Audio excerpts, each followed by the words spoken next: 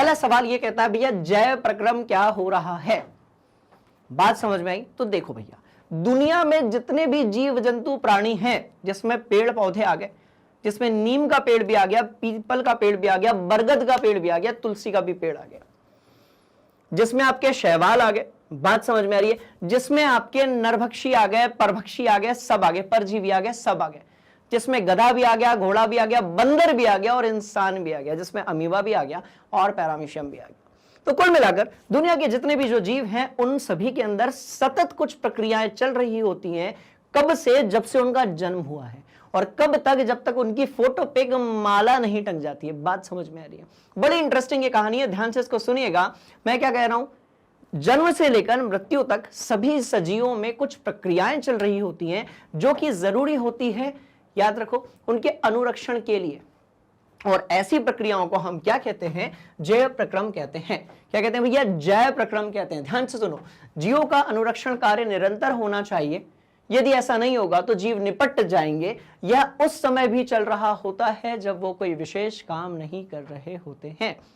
मतलब यदि मैं ऐसे खड़े खड़े सो जाऊं, जैसे आप लोग क्लासरूम में बैठे बैठे सोते हो, बोलो यस सर। दुनिया की सबसे अच्छी नींद जो है लंच के बाद क्लास में ही तो आती है, बोलो यस सर। तो अभी क्या बात, मैं ऐसे सो गया खड़े खड़े, ऐसे मैं सो गया, ठीक है। एक्टिंग को छोड़ो, अपन कॉन्सेप्ट पर आते हैं, एक्टिंग अच्छी नहीं थी, छोड़ो। मैं क्या कह रहा हूं, मैं सो गया। बात समझ में आ रही है भाई? दिल तो तब भी धड़क रहा है, मैं सो रहा हूं, उसके बाद भी मेरी जो किडनियां हैं दोनों, जिसको हम वृक्क कहते हैं, राइट, वो दोनों क्या कर रही हैं? वो ब्लड का प्यूरिफिकेशन कर रही हैं। वो ब्लड के अंदर से, या हम ये कहें कि हमारे शरीर के अंदर से वो जो अपशिष्ट पदार्थ है नाइट्रोजनी, जिसमें यूरिया मुख्य रूप से आता है, उसको बाहर निकाल रही है। कुछ इसी तरीके से हर एक इंस्टेंट पर जब हम सो रहे होते हैं तो भी हम सांस ले रहे होते हैं और फिर हम छोड़ देते हैं, रिलैक्स्ड। बात समझ में? तो इस टाइम पर भी जो हमारे फेफड़े होते हैं उनके अंदर की जो कोशिकाएं होती हैं वो कार्बन डाइऑक्साइड और ऑक्सीजन का आदान प्रदान कर रही होती है। तो भैया ये जो प्रक्रियाएं हैं ये कैसी चल रही होती है? निरंतर। मैं क्या कह रहा हूं बाबूजी? निरंतर। मैं क्या कह रहा हूं? निरंतर, मतलब कॉन्स्टेंटली ये प्रक्रियाएं जो हैं ये चल रही होती है और इन अभिक्रियाओं को हम जैव प्रक्रम कहते हैं।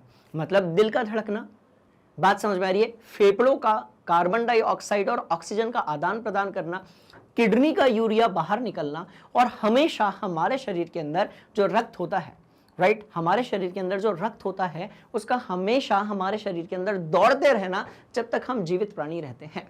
बात समझ में? तो ये वो सारी प्रक्रियाएं हैं जो निरंतर हमारे शरीर के अंदर चल रही होती हैं। तो ऐसी प्रक्रियाओं को हम लोग कहते हैं जीवों के अंदर चलने वाली प्रक्रियाएं, या फिर थोड़ा स्टैंडर्ड तरीके से यदि इसको हम बोलें तो स्टूडेंट्स हम इसको क्या बोलेंगे? हम बोलेंगे बाबूजी इसको जैव प्रक्रम। बात समझ में आ रही है? तो सुनो, ऐसा तगड़ा पढ़ने वाले ना, ठीक है, अपन इंसान के लिए भी पढ़ेंगे, अमीबा के लिए भी पढ़ेंगे, पैरामीशियम के लिए भी पढ़ेंगे, और उनके लिए तो हम जरूर पढ़ेंगे जिनके बिना हम जिंदा नहीं रह सकते, यानी कि स्वपोषी भोजन बनाने वाले हमारे साथी, जिनको हम कहते हैं पेड़ और पौधे। बात समझ में आ रही है? तो मुख्य रूप से ये जो पूरा चैप्टर होगा उसमें हम जितने भी जैव प्रक्रम होंगे वो पेड़ पौधों के लिए भी पढ़ेंगे और इंसानों के लिए भी पढ़ेंगे। बात समझ में आई? तो अब देख लेते हैं भैया कि जैव प्रक्रम जो है वो बेसिकली कितने प्रकार का होता है। डेफिनेशन अपन देख चुके हैं, बोलो यस सर। ठीक है, तो चलो मैं क्या कह रहा हूं, सुनो। तो ये कहानी बड़ी इंटरेस्टिंग है। डेफिनेशन क्लियर है? बोलो यस सर। ठीक है, चलो अब अपन थोड़ा सा और आगे बढ़ते हैं।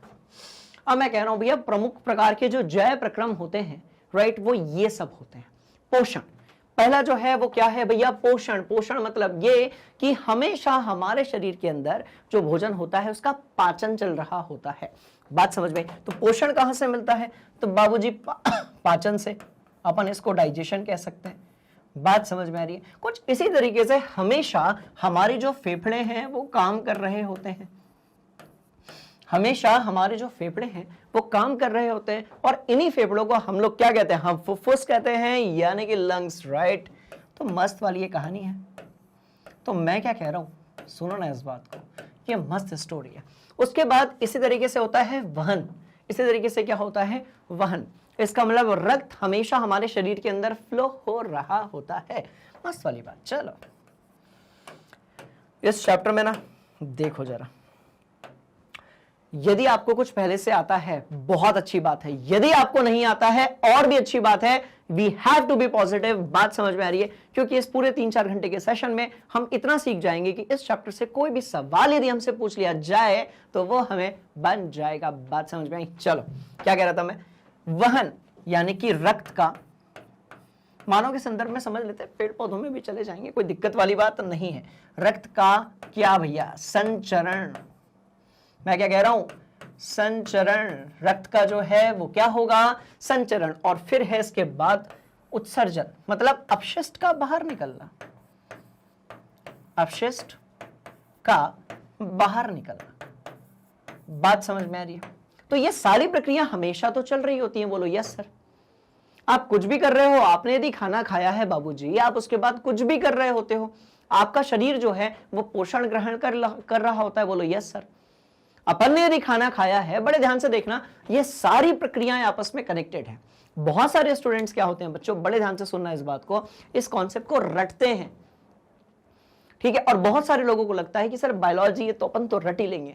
भैया रटने में समय ज्यादा लगता है, पर यदि आपने एक बार उसको समझ लिया तो उसमें समय भी आपको कम लगेगा और वो बहुत दिनों तक याद रहेगा। और उसका सबसे बड़ा फायदा यह है कि यदि आपसे कोई सवाल घुमा फिरा कर पूछ लिया गया है तो आपको वो उसमें परेशानी नहीं होने वाली है। अब मैं क्या कह रहा हूं, सुनो।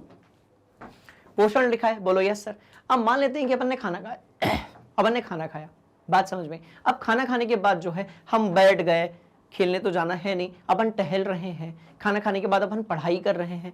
खाना खाने के बाद जो है अपन मुजरा देख रहे हैं, रील देख रहे हैं, ये सब भी तो करते हो। बात समझ में आ रही है? अपन यूट्यूब देख रहे हैं, अपन टीवी देख रहे हैं, कुछ भी हो सकता है। खाना खाने के बाद आप कोई भी प्रक्रिया कर सकते हो, तो आप करो ना। आपका जो पाचन तंत्र है वो थोड़ी आपको वो प्रक्रिया करने से रोकता है। बात समझ में आ रही है? मतलब उस समय पर निरंतर हमारे शरीर के अंदर पाचन चल रहा होता है और इसी पाचन से हमें ये जो मैंने खांसी लिया ना, बात समझ में आई? ये जो मुझे खांसी आई ना, इस समय भी ये सारी प्रक्रियाएं मेरे शरीर के अंदर बढ़िया तरीके से चल रही हैं। इनमें से कोई एक प्रक्रिया भी यदि डिस्टर्ब होती है या फिर रुक जाती है या फिर अटक जाती है तो हम भी जो है वो अटक जाएंगे और थोड़ी देर बाद ऊपर भटक जाएंगे। बात समझ में आ रही है? इंटरेस्टिंग कहानी सुनो। मैं क्या कह रहा हूं, खाना खाने के बाद हम कुछ भी करें, हमारी जो आहार नाल है, आहार नली है, राइट, उसके अंदर हमेशा चल रहा होता है पाचन यानी कि पोषण।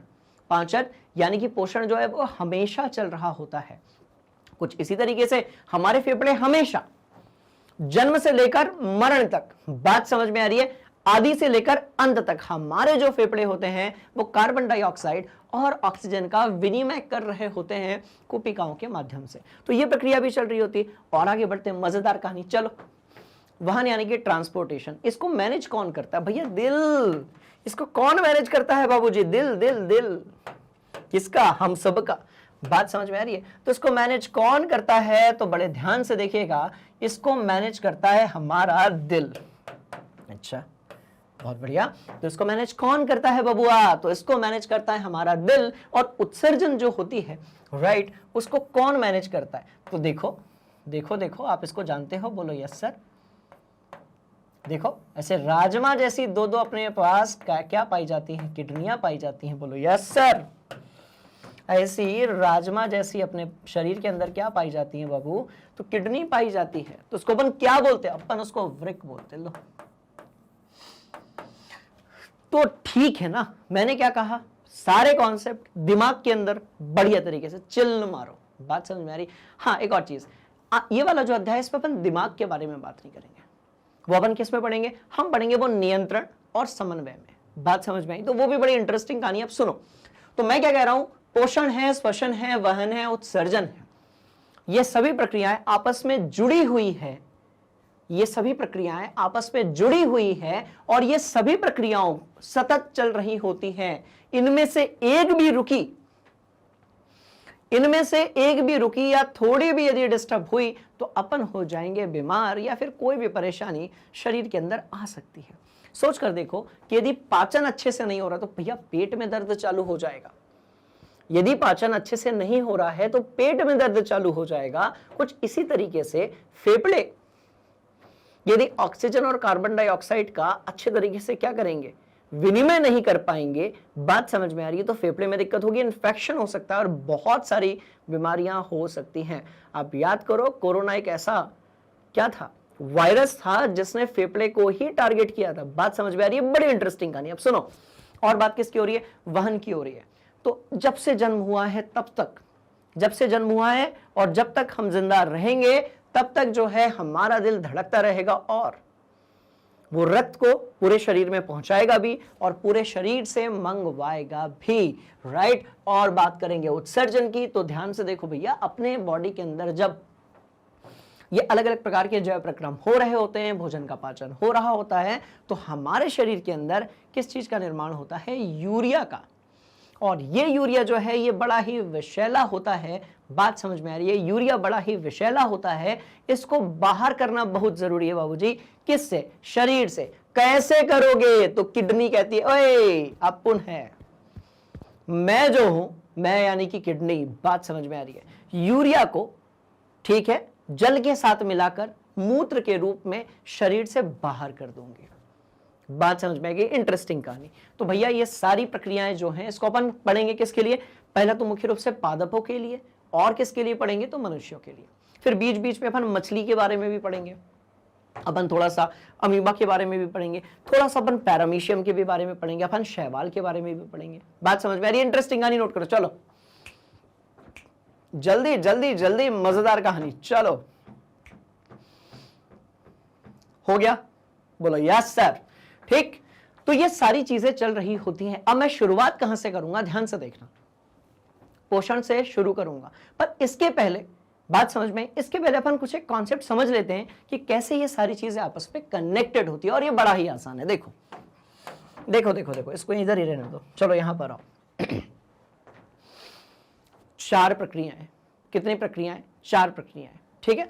अब 1 मिनट के लिए अपन भूल जाते हैं कि अपन कक्षा 10वीं में, बात समझ, 1 मिनट के लिए अपन भूल जाते हैं स्टूडेंट्स कि हम लोग कक्षा 10वीं में हैं। हम चलते हैं कक्षा 9वीं में।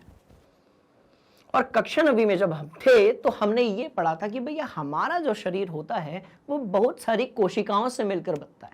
सुनो इस कहानी को बड़े ध्यान से। देखो, जो जीव होते हैं, क्या होते हैं, जीव होते हैं, जीव जीव जीव जंतु वाले जीव जो होते हैं, इनको क्या बोल सकते हैं हम, प्राणी बोल सकते हैं, जीव जंतु बोल सकते हैं, पादप बोल सकते हैं, या अपन कहते हैं सजीव जो होते हैं। मैं कह रहा हूं सजीव जो होते हैं कितने प्रकार के होते हैं, तो भैया देखो ऐसा है, कुछ सजीव जो होते हैं वो एक कोशीय होते हैं, बोलो यस सर, ठीक है, एक कोशीय होते हैं। और कुछ ऐसे होते हैं जो बहुकोशीय होते हैं, बोलो यस सर, ठीक है। अब एक कोशी में कौन आ गया, तो एक कोशी में आपका कौन आ गया, तो भैया भैया भैया एक कोशी में आपका अमीबा आ गया। इस कहानी को बड़े ध्यान से सुनना, ये मस्त वाली बात है, यहीं से कॉन्सेप्ट क्लियर होगा। मैं बात कर रहा हूं किसकी, सजीवों की, मैं बात कर रहा हूं किसकी, सजीवों की, सजीवों की, सजीवों की, सजीवों की। सुनो, मैं बात कर रहा हूं सजीवों की, और सजीव जो होते हैं वो एक कोशी हो सकते हैं या फिर आपके बहुकोशी हो सकते हैं। मैं कह रहा हूं भैया एक कोशी यदि है, इसका मतलब तो यार अमीबा हो गया ना यार। अरे जिसका द्विखंडन से एक क्वेश्चन कई बार पूछ लिया जाता है। फिर मैं कह रहा हूं भैया एक कोशी जो है पैरामीशियम हो गया ना यार, पैरामीशियम हो गया ना यार, बोलो यस सर, बात समझ में आई। चलो, तो एक कोशी जो है वो आपका अमीबा हो गया और आपका क्या हो गया बबुआ, पैरामीशियम हो गया। एक की कोशिका होती है, बात समझ में आ रही है। फिर हम आते हैं बहुकोशी पे। तो बहुकोशी जो है वो 2 प्रकार के हो सकते हैं। बहुकोशी जो है वो 2 प्रकार के हो सकते हैं। कौन से हो सकते हैं, बड़े ध्यान से सुनिएगा। तो भैया पादप कोशिका वाले हो सकते हैं। अब दुनिया जिसको पेड़ पौधा कहती है उसको हम विज्ञान की भाषा में पादप कहते हैं, जिसमें पेड़ भी आते हैं, पौधे भी आते हैं, फूल भी आती है, पत्ती भी आती है। तो हम कहते हैं भैया पादप, जिसमें कौन आता है, बड़े हैं तो पेड़, छोटे हैं तो पौधे। कुछ बबूल जैसे कांटे वाले भी होते हैं, कुछ गुलाब जैसे कांटे वाले भी होते हैं, कुछ केले जैसे बिना कांटे वाले और बड़े स्मूथ तने वाले भी होते हैं। बात समझ में आ रही, तो बड़ी वैरायटी है और बड़ा इंटरेस्टिंग है, सुनिएगा मस्त वाली बात। मैं क्या कह रहा हूं, सुनो, सजीव, यहां से इस पूरे चैप्टर का खेल शुरू होगा। इसको बड़े बढ़िया तरीके से अपने दिमाग के अंदर फिट कर लेना, क्योंकि हम स्टार्टिंग के 20-25 मिनट में सिर्फ उन कॉन्सेप्ट्स को समझेंगे जिसके बिना ये चैप्टर अधूरा है। बात समझ में आ गई? अब सुनो, मैं कह रहा हूं भाई सजीव है, और यदि सजीव है तो एक कोशी हो सकता है, जैसे कि वो दोनों ऊपर वाले कार्टून, या फिर जो है बहुकोशी हो सकता है। अब बहुकोशी यदि है तो पादप हो सकता है, या फिर जीव जंतु हो सकता है। जीव जंतु हो सकता है, जिसको अपन प्राणी भी कहते हैं, पर अपन इसको ऐसे थोड़ी लिखेंगे, अरे ऐसे थोड़ी होता है यार, जिसको अपन जीव जंतु कहते हैं, इसको अपन प्राणी कहते हैं। क्या कहते हैं? प्राणी। इसमें सबसे अक्ल वाला जो प्राणी है वो कौन है? मनुष्य। मैं नहीं, मनुष्य। बात समझ में आ रही है? चलो ठीक है, चलिए, तो मैं कह रहा हूं पादप है और जीव जंतु है। बोलो यस सर, ठीक है।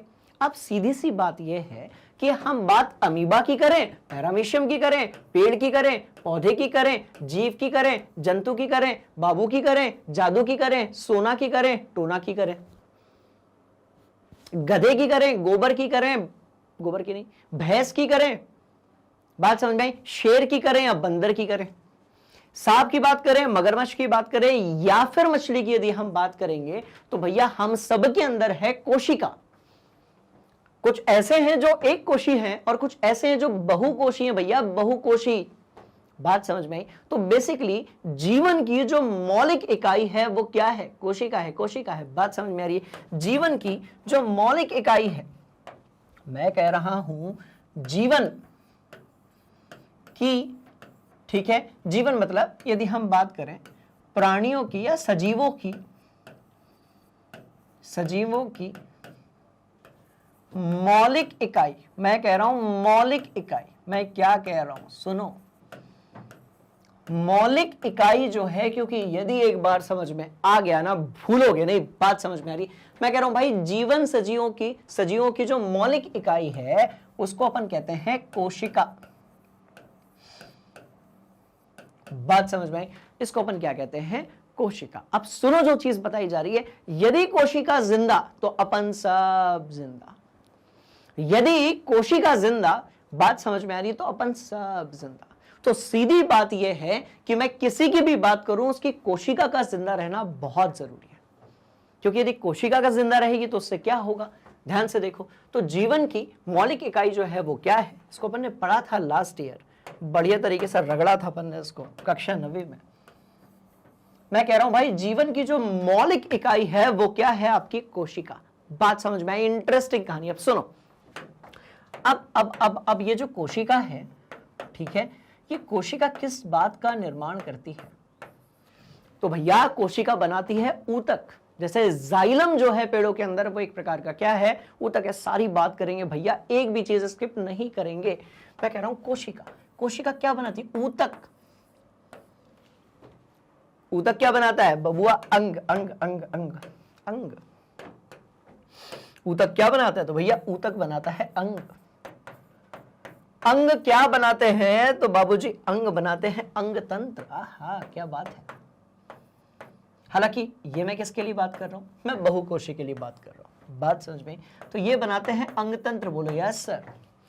और आपके जो अंग तंत्र होते हैं ना, वो क्या बनाते हैं? तो भैया अंग तंत्र बनाते हैं क्या? ध्यान से देखिएगा, गर्दा ही उड़ाएंगे अपन। बात समझ में आई? शरीर। So one thing is clear here, कोई फर्क नहीं पड़ता कि आप बायोलॉजी वाले हो या नहीं हो, आप किसी भी लेवल पे यदि कक्षा 10वीं का ये चैप्टर का यदि आप पढ़ना चाहते हैं, कॉन्सेप्ट समझना चाहते हैं, तो स्टूडेंट्स ये बड़ा आसान है कि भैया हमारा या दुनिया में किसी भी चीज का जो शरीर है, जो जीवित है, वो किससे बना है? कोशिका से बना है। तो सजीव की मौलिक इकाई जो है वो आपकी क्या है? कोशिका है। और यही कोशिका बनाती है ऊतक, ऊतक बनाता है अंग, अंग बनता है अंग तंत्र। अब जैसे हमारा हाथ क्या है? एक प्रकार का अंग तंत्र है, यहां से लेकर यहां तक। बात समझिए, उसके अंदर बहुत सारे अंग हैं और यही बनाता है आपका शरीर। बात समझ में आ गई? अब सिर्फ एक चीज अपने दिमाग के अंदर आप फिट कर लीजिए कि यदि यदि यदि यदि यदि हमारी कोशिका जीवित है, यदि हमारे शरीर की प्रत्येक कोशिका यदि जीवित है, यदि किसी पौधे के अंदर की पादप देखो ये भाई पौधे किससे बनेंगे? पादप कोशिका से। जिनमें क्लोरोप्लास्ट यानी कि हरित लवक होता होगा। सजीव जो है वो किससे बने होंगे? आपके जंतु कोशिका से, जिसमें क्लोरोप्लास्ट यानी कि हरित लवक जो है वो नहीं पाया जाता। बात समझ में आ रही है? तो ये जितनी कोशिकाएं हैं, यदि ये जिंदा रहेगी तो शरीर जो है वो भी क्या रहेगा भैया? जिंदा रहेगा। बात समझ में आ रही है? तो ये जितना यहां पर प्रक्रियाएं हो रही हैं, ये हमारे पूरे शरीर के कोशिकाओं को जिंदा रखने के लिए हो रही है। बात समझ में आई? नहीं आई? सिंपल सी बात, हमारे शरीर की प्रत्येक कोशिकाओं को जिंदा रखने का काम किसका होता है? जैव प्रक्रम का। सुनो, तो जैव प्रक्रम के कारण, इसकी तो परिभाषा लिखता हूं मैं, रुको जरा, निपटाते हैं इस टॉपिक को तगड़े से अपन लोग, ठीक है। जैव प्रक्रम निम्न है और इसके कारण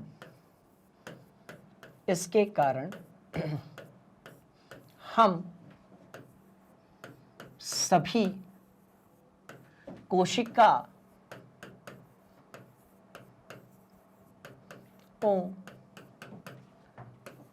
को, मैं क्या कह रहा हूं, इसके कारण हम सभी कोशिकाओं को क्या रखते हैं? ध्यान से देखिएगा, जिंदा। जिंदा जिंदा जिंदा यानी कि जीवित, तो अपन जीवित लिख देते हैं, ठीक है, जीवित। तो इसके कारण हम सभी कोशिकाओं को क्या रखते हैं भैया? जीवित रखते हैं। बोलो यस सर। बस, तो बस यदि ये कॉन्सेप्ट आपने समझ लिया तो आपको पूरे चैप्टर में कितने भी लिंक है सभी प्रक्रियाओं के बीच में, वो आपस में समझ में आ जाएंगे। अब सुनो, तो क्या करते हैं हम? इसी के कारण जो सभी कोशिकाएं होती हैं उसको क्या रखते हैं? जीवित रखते हैं। कैसे रखते हैं वो बताता हूं, बड़े ध्यान से सुनिएगा, ठीक है। तो मस्त वाली ये बात है। यदि आपको कोई डाउट है या आपको ऐसा लग रहा है कि सर आपकी वेलोसिटी थोड़ी कम है पढ़ाने की या आपकी स्पीड थोड़ी ज्यादा है, प्लीज आप कमेंट बॉक्स में बताइएगा, क्योंकि मैं चाहता हूं कि ये जो चैप्टर है आपका बहुत तगड़े तरीके से क्या हो जाए? क्लियर हो जाए, राइट। चलो, तो जैव प्रक्रम के कारण ही हमारे शरीर की सभी कोशिकाएं क्या होती हैं? जीवित रहती हैं। बात समझ में आ गई? बोलो यस सर, ठीक है। पड़ोस में चलते हैं, ये ठीक है, पक्का। तो यदि कोशिका जिंदा, बात समझ में आ रही है? यदि कोशिका जिंदा तो उससे क्या होगा? ये सभी जिंदा रहेंगे और हमारा जो शरीर है वो जीवित रहेगा। इसलिए हम सबको जीवित कहा जाता है, क्योंकि हमारे शरीर के अंदर कुछ एक प्रक्रियाएं हमेशा चल रही होती हैं, ठीक है। और हमारे शरीर के अंदर प्रत्येक कोशिका जो है उसको ऊर्जा की जरूरत है और वो ऊर्जा बना रही होती है। अब कहां से बनाती है वो देखते हैं, ठीक है। चलो देखो तो कोशिका को जिंदा रहने के लिए ऊर्जा की जरूरत है। अपन इसको भी लिख देते हैं। चलो, मैंने यहां पर लिख दिया, कोशिका को जिंदा या जीवित, चलो जीवित, थोड़ा स्टैंडर्ड बढ़ा लेते हैं अपन लोग। बात समझ में आ रही है? कोशिका को जीवित रहने के लिए क्या कहते हो बबुआ? के लिए किसकी जरूरत है? ऊर्जा की जरूरत है। हम सबको जो है जीवित रहने के लिए जरूरत है किसकी? तो आप बोलेंगे सर ऊर्जा की। अब आप बोलेंगे क्या? ऊर्जा की। और ये ऊर्जा कहां से मिलती है? तो बाबूजी ये जो ऊर्जा है ये कहां से मिलती है? श्वसन से मिलती है। ये जो ऊर्जा है ये कहां से मिलती है? श्वसन से मिलती है। बड़े ध्यान से इस कहानी को सुनिएगा। मैं कह रहा हूं कोशिका को जीवित रहने के लिए ऊर्जा की जरूरत है, और ऊर्जा कहां से मिलती है? ये मिलती है भोजन से। मतलब एक चीज तो क्लियर हो गई एक चीज तो यहां पर क्लियर हो गई कि अपने को जीवित रखने के लिए कोशिका को जीवित रखना जरूरी है, जो जिंदा कैसे रहती है? ऊर्जा से। और ये ऊर्जा कहां से मिलेगी आपको? तो भैया भोजन से मिलेगी। बात समझ में आ रही है? और ये कब मिलेगी? जब और जब क्या होगा? श्वसन होगा। जब क्या होगा? श्वसन होगा। बात समझ में आ रही है? ठीक है, कुछ क्लिक हुआ? ये सारी चीजों को हम लोगों ने बढ़िया तरीके से क्या किया था? डिस्कस किया था बबुआ। बात समझ में? चलो, तो मैं क्या कह रहा हूं, ये सारे कॉन्सेप्ट आपको क्लियर है? बोलो यस सर, ठीक है। इसको एक बार नोट करो, बढ़ रहे हैं आगे। चलिए, तो इस तरीके से ये दोबारा आपको क्यों नोट करने के लिए कहा गया? भैया ध्यान से सुनना, क्योंकि ये देखो यहां पूरा खेल छुपा हुआ है। और वो खेल क्या है? देखो, कोशिका को जीवित रहने के लिए ऊर्जा चाहिए। आप बोलेंगे हाँ सर, दिमाग में हो गया फिट, बहुत बढ़िया, फिट हो गया। चलो, फिर ऊर्जा के लिए अपने को भोजन चाहिए, बोलो यस सर, ये भी हो गया। और ये तब होगा जब श्वसन होगा। कैसे होगा, सुनो ध्यान से, मस्त वाली ये बात है। देखो ऐसा होता है कि हमारे शरीर की कोशिका के अंदर जो मुख्य अभिक्रिया होती है, हमारे शरीर के अंदर की सभी कोशिकाओं के अंदर जो मुख्य क्रिया होती है जिससे वो ऊर्जा लेती है, वो कौन सी क्रिया है उसको ध्यान से देखिएगा, ठीक है। और ये अभिक्रिया है आपकी C6H12O6। ग्लूकोज जो है वो मुख्य भोज्य पदार्थ है, ठीक है, वो मुख्य पोषक तत्व है जिससे आपको मिलती है प्रत्येक कोशिका को ऊर्जा। और इसके साथ में होती है आपकी ऑक्सीजन, राइट। ये होता कहां पर है, तो ध्यान से देखिएगा। अंदर के स्टेप्स को भी अपन बात नहीं करेंगे भैया, पहले तो ये पायरुवेट बनाएगा 3 अणु वाला, उसके बाद वो पायरुवेट जो है वो माइटोकॉन्ड्रिया के अंदर रिएक्शन करेगा। तो अपन सीधे लिखते हैं कि ये जो होता है वो किसके अंदर होता है, माइटो, बोलो यस सर, माइटो, ठीक है, एंड कॉन्ड्रिया, माइटोकॉन्ड्रिया, कॉन्ड्रिया। बात समझ में आ रही है।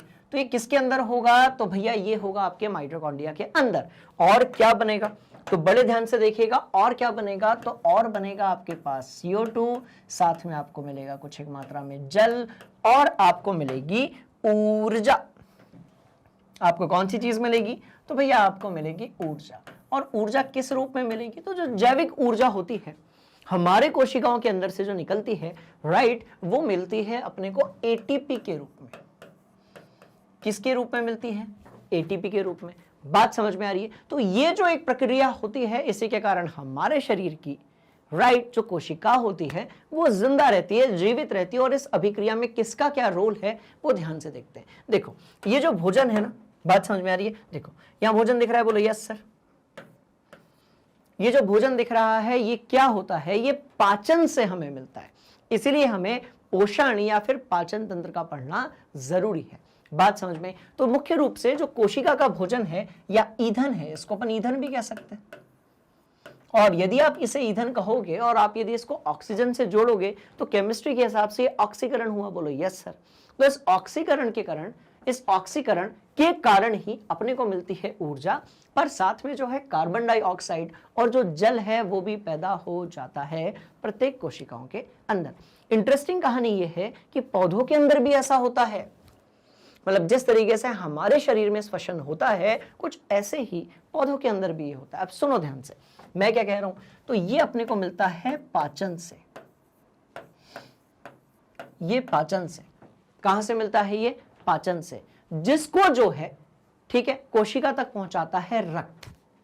ये जो ग्लूकोज है जो कि मुख्य भोज्य पदार्थ है, राइट, ये अपने को कहां से मिलेगा, पाचन से मिलेगा। सुनो बात समझ में। तो ये कहां से मिलेगा, ये मिलेगा अपने को पाचन से। कार्बन डाइऑक्साइड का जाना या ऑक्सीजन का जाना या कार्बन डाइऑक्साइड का बाहर आना, ये दोनों ही जो चीजें होती हैं ये हमें कहां से मिलती है, तो भैया ये मिलती है अपने को श्वसन से। ये कहां से मिलती है, श्वसन से मिलती है। बात समझ में आ रही है, कहां से मिलती है, श्वसन से मिलती है। क्लियर है कहानी। तो ये पाचन से मिलती है। और कैसे पाचन से मिलती है, सुनो जरा, मस्त है ये भी। तो क्या होता है कि जो हमारा रक्त होता है, जो रक्त होता है वो छोटी आंत से, ध्यान से देखना, ये सब बड़ी इंटरेस्टिंग कहानी है। मैं कह रहा हूं जो रक्त होता है वो छोटी आंत जिसके अंदर पाई जाती है दीर्घरोम, जिसके अंदर क्या पाई जाती है, दीर्घरोम। बात समझ में आ रही है। छोटी आंत से कोशिका तक पहुंचाता है, कोशिका तक। बात समझ में। कुछ इसी तरीके से यदि हम श्वसन की बात करेंगे तो जो रक्त होता है, ध्यान से देखिएगा, जो रक्त होता है वो ऑक्सीजन को, ध्यान से देखना, फेफड़ा, ऑक्सीजन को फेफड़े से दिल होते हुए ध्यान से देखो, ये सब बड़ा कनेक्टेड है। रक्त ऑक्सीजन को अब ऑक्सीजन किसके अंदर से, रक्त के अंदर ट्रेवल करती है। कहां से निकलती है, फेफड़े से निकलती है। किसके पास पहुंचती है, दिल होते हुए, ठीक है। रक्त ऑक्सीजन को फेफड़े से दिल होते हुए कोशिका तक। कोशिका मतलब कहां, शरीर की प्रत्येक कोशिका की बात हो रही है। और CO2 को बड़े ध्यान से देखिएगा, CO2 को कोशिका से, ठीक है, CO2 को कोशिका से दिल होते हुए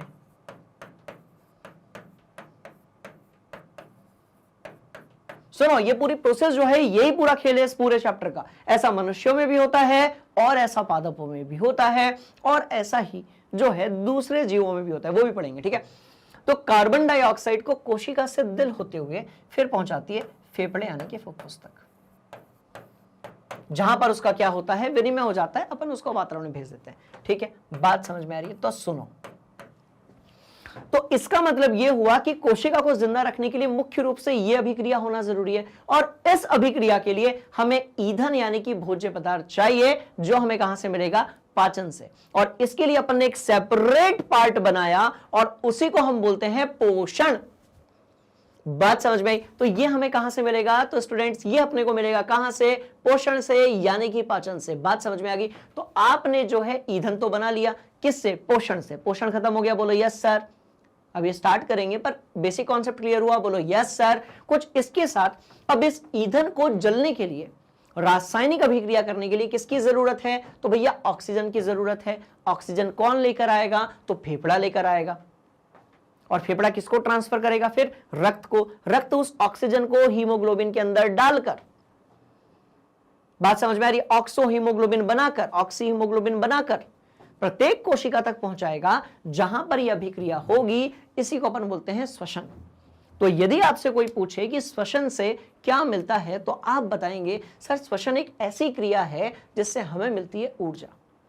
बात समझ में आई? पर श्वसन के लिए किसका जरूरी होना है? पोषण का होना जरूरी है। बोलो यस सर। तो श्वसन किसके बिना नहीं हो सकता? ईंधन के बिना नहीं हो सकता। और ईंधन जो है, बात समझ में आ रही है, वो आपको कैसे मिलेगा? पोषक तत्व कैसे मिलेगा? तो भैया पाचन से मिलेगा, यानी कि पोषण से मिलेगा। बात समझ में आई? तो श्वसन पोषण के बिना नहीं हो सकता। अब एक और चीज देखते हैं, ध्यान से देखना। श्वसन और कौन सी चीज के बिना नहीं हो सकता, उसको भी हम समझने की कोशिश करते हैं। देखो भैया, ऑक्सीजन को फेफड़े से दिल होते हुए कोशिका तक पहुंचाना है, और कार्बन डाइऑक्साइड को प्रत्येक कोशिका से निकालकर दिल होते हुए फेफड़े तक पहुंचाना है। और यह काम कौन करता है? भैया ये काम करता है रक्त। तो एक और चीज इसमें आ गई, एंड दैट इज व्हाट? रक्त। That is what? रक्त। इसका मतलब हमारे पूरे शरीर में इस अभिक्रिया के होने के लिए एक प्रकार का क्या चल रहा है? परिसंचरण तंत्र चल रहा है, जिसको हम वहन कहते हैं। जिसको हम क्या कहते हैं? वहन। तो अब बताओ, ईंधन कहां से मिलेगा? पोषण से, यानी कि पाचन से। बोलो यस सर। ऑक्सीजन और कार्बन डाइऑक्साइड का विनिमय कैसे होगा? श्वसन से। ऊर्जा कैसे मिलेगी? श्वसन से। तो श्वसन किस पर आधारित है? पोषण पर। और किस पर? तो ये जो रक्त इधर उधर सब लेकर जा रहा है, वहन पर। तो पोषण क्लियर हो गया? बोलो यस सर। श्वसन क्लियर हो गया, जिससे ऊर्जा मिलती है? बोलो यस सर। और वहन क्लियर हो गया, जिससे हमारे शरीर के अंदर की जो मालगाड़ी है, कचरा गाड़ी है और संदेशवाहक है, यानी कि ब्लड, यानी कि रक्त, वो पूरे शरीर के अंदर चीजों का क्या करता है? आदान प्रदान और विसरण करता है। तो तीन चीजें क्लियर हो गई। अब आप बोलोगे सर उत्सर्जन। तो भैया हमारे शरीर के अंदर बहुत सारी जैविक प्रक्रियाएं होती हैं, रासायनिक प्रक्रियाएं होती हैं, जिसके कारण निर्माण किसका होता है? यूरिया का। और वो वैसा होता है कैसा? विषैला। तो उस यूरिया को शरीर से बाहर निकालने का काम होता है किडनी का। उसको अपन बोलते हैं उत्सर्जन तंत्र। इंटरेस्टिंग कहानी ये है कि यहां पर भी आपका रक्त ही है, यहां पर भी आपका जो रक्त है वो क्या करता है? अपशिष्ट पदार्थ को किडनी तक लेकर जाता है। बात समझ में आ रही है? तो अंदर का जो पूरा खेल है, होपफुली वो आपके समझ में आ गया होगा। और इन्हीं चारों प्रक्रम को मिलाकर हम कहते हैं जैव प्रक्रम। नोट करो इसको। बात समझ में आ गई? पक्का ना? तो पोषण से ईंधन मिला, श्वसन से ऊर्जा मिली, श्वसन के लिए पोषण जरूरी था, और श्वसन के लिए वहन भी जरूरी था। क्लियर है कहानी? और उत्सर्जन के लिए भी वहन जरूरी था। तो ये सारी प्रक्रियाएं आपस में जुड़ी हुई हैं, ठीक है। तो अब अपन क्या देखने वाले हैं? सुनो, सबसे पहले अपन जुगाड़ करते हैं किसका? पोषक तत्वों का। सबसे पहले हम लोग जुगाड़ करेंगे किसका? पोषक तत्वों का। और यानी कि हम बात करेंगे पाचन की। अब यदि मनुष्य में पाचन की बात करेंगे, तो पाचन शुरू होता है हमारे मुख द्वार से और खत्म कहां पर होता है? गुदा द्वार पर। बात समझ में आ रही है? क्लियर है कहानी? इंटरेस्टिंग है कहानी। ऐसा ही पाचन जो है वो किस में होता है? पाचन और पोषण जो है वो पौधों में होता है। क्लियर? तो ये चारों जो प्रक्रियाएं यहां पर लिखी हुई हैं अब आपको समझ में आ गई होंगी। अब वन बाय वन मानवों के लिए और पादपों के लिए, अमीबा के लिए और मछली के लिए हम पढ़ने वाले हैं पोषण, श्वसन, वहन और उत्सर्जन। बात समझ में आ गई? और ये सब करता है हमारे के शरीर के अंदर किसके माध्यम से? रक्त के माध्यम से। तो भैया सुनो, माध्यम जो है वो क्या है? ध्यान से देखिएगा, जो इन सबके पीछे जो माध्यम है वो क्या है? तो वो है रक्त।